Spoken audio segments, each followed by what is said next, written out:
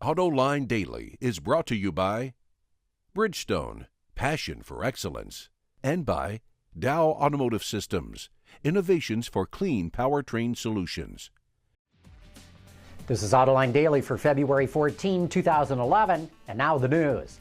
Several voices in the auto industry are warning that automakers could lapse back into overproducing vehicles, then increasing their incentives to sell them. John Krafchick from Hyundai and Mike Jackson from AutoNation have been warning about this. Now, Wards reports that inventory levels are increasing in the American market, a sure sign that automakers are making too many cars. In December, the industry had an average of 55 days of inventory. 1 month later, that jumped to 71 days. Amongst the major automakers, Chrysler has the highest level with 89 days, but even companies that traditionally run with lower inventory saw their day supply go up.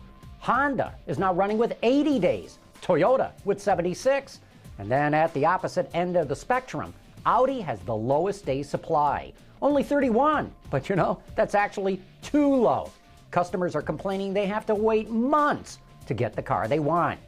But they'd be complaining a lot more if they were buying a car in China, or I should say, they'd be complaining about the price of the license plates. In Shanghai, which is limiting how many license plates it will allow, demand for second-hand plates are soaring. According to Gasco, second-hand license plates now cost $6,600. The price for new ones is nearly $5,900. Some drivers tried to buy plates from other cities or provinces where the cost is lower, but Shanghai police say they will fine drivers caught in the city during peak hours without the proper plates, and that's what's forcing up the price of second-hand plates. Of course, if you're buying a new Lamborghini, the price of the plates will seem like nothing. Bloomberg reports Lamborghini will unveil a new flagship supercar at the Geneva Motor Show.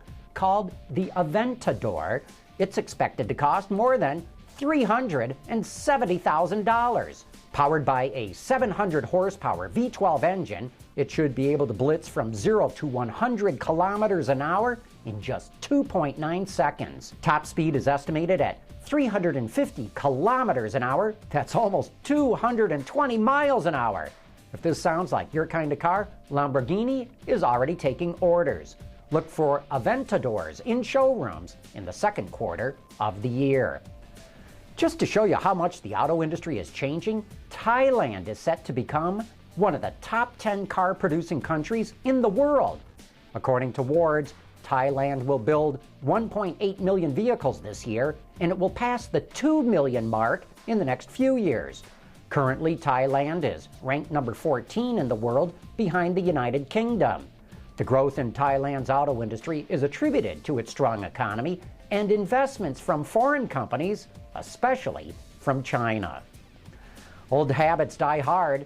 Americans seem to have already forgotten the energy price spike of 2008 when gasoline hit $4 a gallon. According to Wards, the average fuel economy of new light vehicles sold in the U.S. fell last year as pickups and crossovers gained in popularity.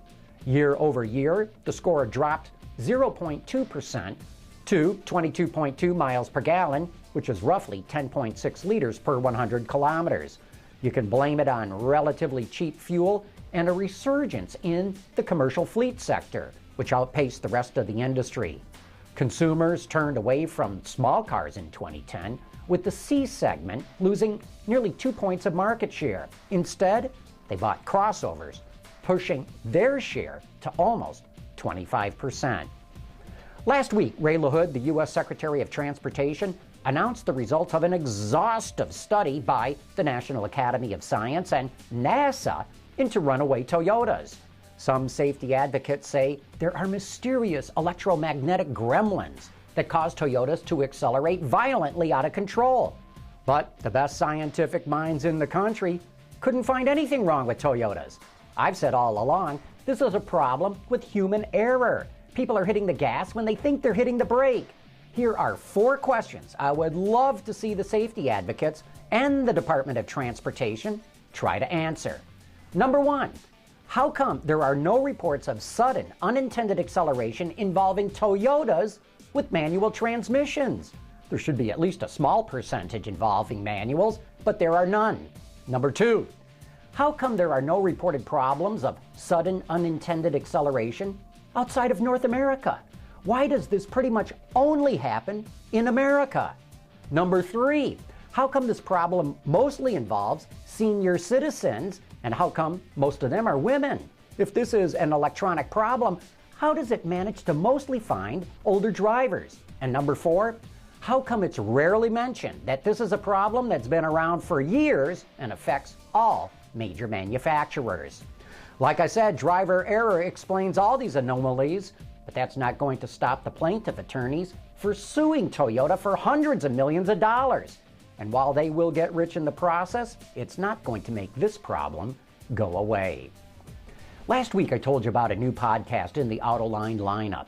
It's called Roundabout, and you can catch the most recent one in the John's Journal section of our website at AutolineDetroit.tv. You can also subscribe to it in the iTunes or the Zune Marketplace. The latest show is called Indulgence and features Mike Levine of PickupTrucks.com. Good stuff. Check it out. And coming up next, we're going to take a look at the brand new Ford Focus. Back right after this. Introducing Bridgestone's third generation of run-flat tires with groundbreaking new Bridgestone technologies. Bridgestone run-flat tires offer improved ride comfort, lower rolling resistance, and improved wear while giving you the peace of mind and comfort you need. The C segment is really heating up. The Chevy Cruze is making strong headway in the market. Hyundai's new Elantra is a solid offering, and Ford is about to launch its redesigned Focus. With a full report, here's Craig Cole.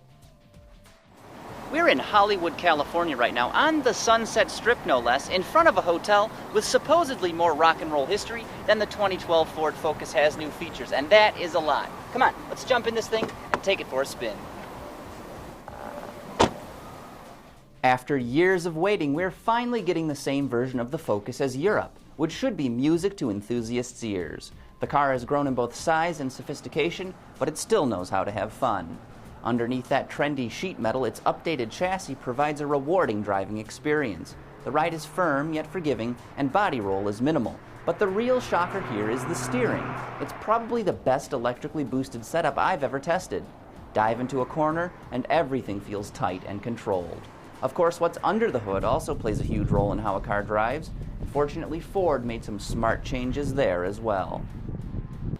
The powertrain is anchored by a 2-liter gasoline direct injection engine, and it's mated to one of 2 transmissions, either a 5-speed manual transmission or our 6-speed power shift transmission. Both of the transmissions are matched in order to give great performance and enthusiastic driving experience.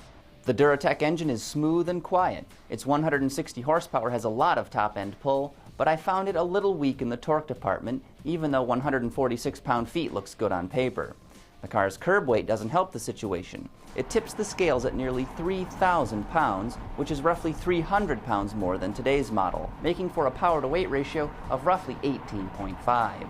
With this car, Ford has declared war on inefficiency. It's fired a salvo of fuel-saving features at it to maximize the MPGs. Certain models are expected to return up to 40 miles per gallon on the highway. That's just 5.9 liters per 100 kilometers. Not only does Ford expect the 2012 Focus to appeal to buyers looking for both fuel economy and fun driving dynamics, but also for what it offers inside. This thing is loaded with technology, some of which you can't even get on vehicles costing twice as much. And some of those available features include My Ford Touch, push-button start, active park assist, and even a backup camera. But all of this begs the question, how much does it cost? The pricing is carryover from the prior year at the entry level at $16,995. So you get this car that's wider and longer and certainly more sleek and aerodynamic and better in overall appearance with better content at the same entry-level price as the current Focus. We think it represents a great value story. Of course, buyers that want more can push the price into the mid-20s, which is Fusion territory. But no matter where the Focus fits in Ford's lineup, it is ready to rock and roll. The Hollywood Bowl is the ultimate for any performer. When you take this stage, you know you've made it. The 2012 Ford Focus has all the features it needs to be a star, and all that's left to see is how well it performs on the showroom floor. Reporting from Hollywood, California for Autoline Daily, I'm Craig Cole. In the U.S., the 2012 Focus will be offered in two body styles, a 4-door sedan and a 5-door hatchback. It'll also be available in 4 trim levels, S, SE, SEL, and Titanium. Look for it at dealerships soon. And that is today's report on the latest news in the global automotive industry. Thanks for watching. We'll see you tomorrow.